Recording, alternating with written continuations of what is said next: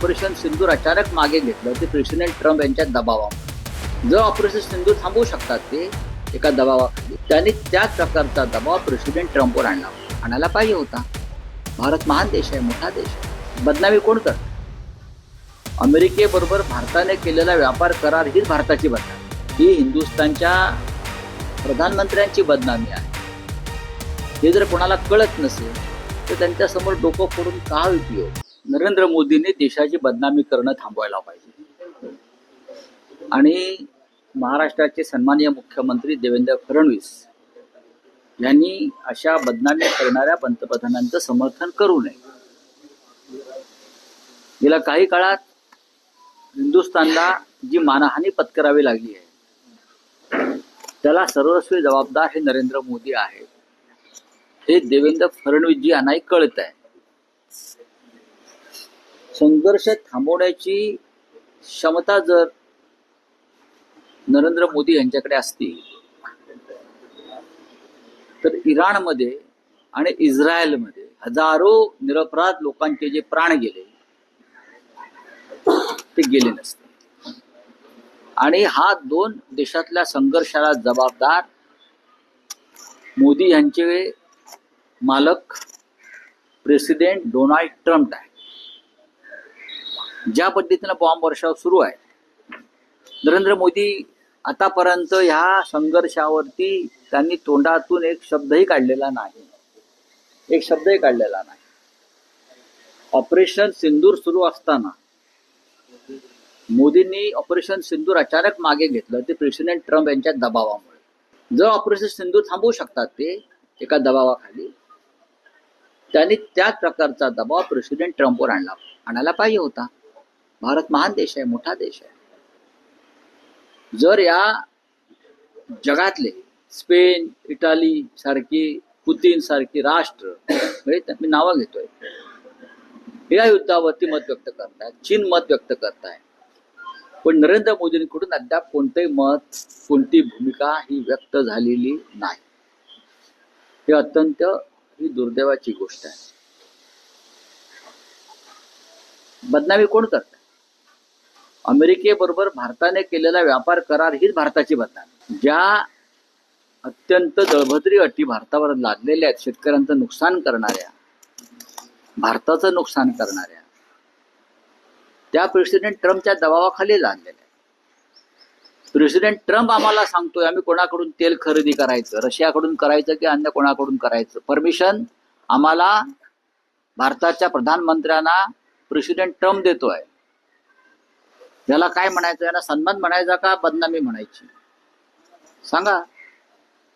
महाराष्ट्राच्या बाबतीत सुद्धा वेगळं काय घडतं असं मला वाटत नाही, पण महाराष्ट्राच्या प्रतिष्ठेसाठी आम्ही काही बोलत नाही. जर हे म्हणतायत की काँग्रेस बदनाम करताय, मग या राज्याची, देशाची प्रतिष्ठा शिखरावर पोचावी म्हणून मोदीने काय केलं? तुम्ही खोटं बोलताय.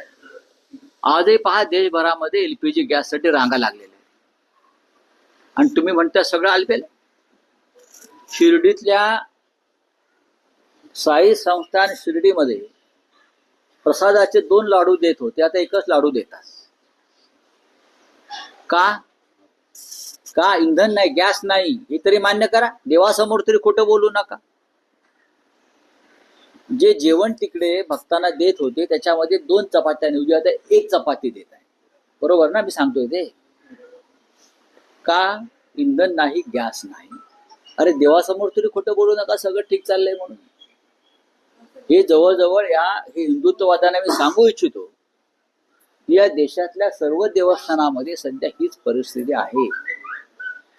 मुंबईतली 40% रेस्टॉरंट बंद झालेली आहेत आणि हजारो लोकांचा रोजगार गेलेला आहे.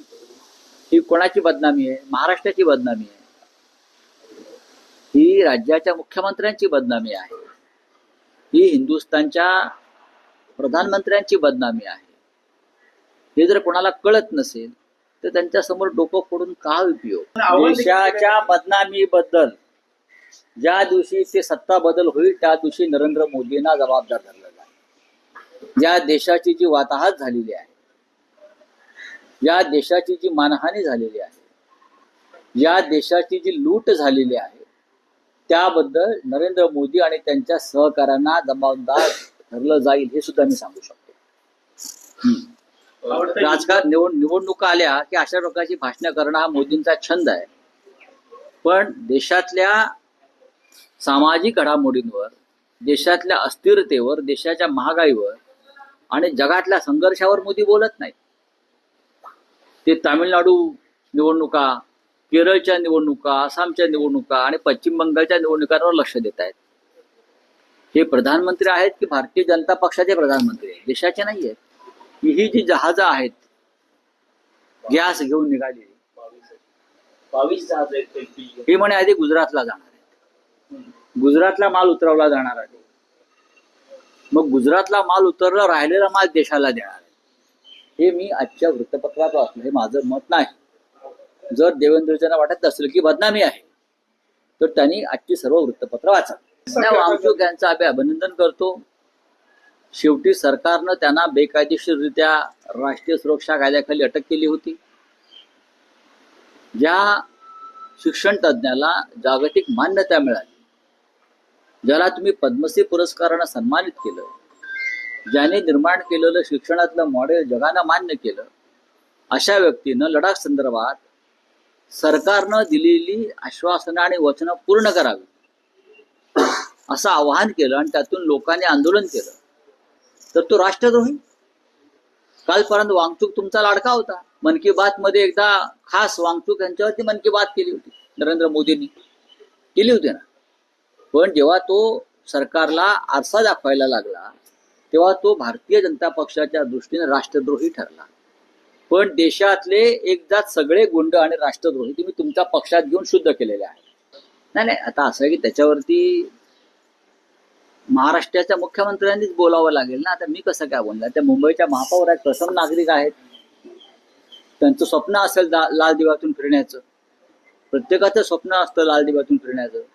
पण या देशामध्ये फक्त एकच व्यक्ती लाल दिव्याच्या गाडीतून फिरते, ते म्हणजे नरेंद्र मोदी. त्यांनी नेपाळ हे हिंदू राष्ट्र आहे असं आम्ही मानतो. तिकडे जाऊन राजकारण केलं तर त्यांना फार यश मिळेल. भारत देश हा संविधानानुसार चालेल. या भारतामध्ये हिंदू बहुसंख्य आहे आणि बहुसंख्य हिंदूंच्या अधिकार आणि हक्कांचं रक्षण करणं गरजेचं ही बाळासाहेब ठाकरेंची भूमिका आहे. पण संविधानानुसार या देशामध्ये सगळ्यांना या राष्ट्रावर प्रेम करण्याचा आणि हे राष्ट्र आपलं मानून राष्ट्राचा विकास करण्याचा अधिकार आहे. अशा प्रकारे जर कोणी सांगत असेल, बोलत असेल, तर त्याच्यावरती महाराष्ट्राच्या मुख्यमंत्र्यांचं काय म्हणणं आहे ते त्यांच्या कॅबिनेटमध्ये आहे. राज्यपालांचं काय म्हणणं आहे आणि राष्ट्रपतीचं काय म्हणणं आहे आणि देशाच्या सर्वोच्च न्यायालयाच्या ह्याच्यावरती काय म्हणणं आहे हे एकदा कळावं आम्हाला. नाही, खरं म्हणजे ही निवडणूक आयोगाने भारतीय जनता पक्षाच्या कार्यालयात प्रेस कॉन्फरन्स घ्यायला पाहिजे. आता तो जो निवडणूक आयोग आहे ज्ञानेश कुमारांच्या नेतृत्वाखालचा, त्याच्या विरुद्ध आम्ही इम्पिचमेंट मोशन आणलेलं आहे, अविश्वास ठराव आणलेला. त्यांच्यावर त्या देशाचा विश्वास नाहीये. ते भारतीय जनता पक्षाचे हस्तक म्हणून काम करत आहेत. त्याच्यामुळे त्यांची पत्रकार परिषद ही दिल्लीमध्ये भारतीय जनता पक्षाच्या कार्यालयात होणं हे त्यांच्यासाठी सोयीचं आहे. आणि नक्कीच आम्ही एकत्र राहून काम करू. आता केरळमध्ये आम्ही एकत्र आहोत सगळे. याच्यामध्ये असं आहे की शिवसेनेसारखा पक्ष या निवडणुकीत जरी नसला तरी त्या राज्यातल्या आघाड्या होतच असतात. इतर पार्टीमध्ये का तुम्ही हजेरी लावली होती, त्यामध्ये पाहिलं गेलं तर अखिलेश यादव देखील होते. मग काय झालं? अखिलेश यादव हे इंडिया ब्लॉकचे एक महत्वाचे नेते आहेत, 40 खासदारांचे नेते आहेत. उत्तर प्रदेशमध्ये त्यांनी भारतीय जनता पक्षाच्या लोकसभेत पराभव केलेला आहे. एक सोहळा होता धार्मिक,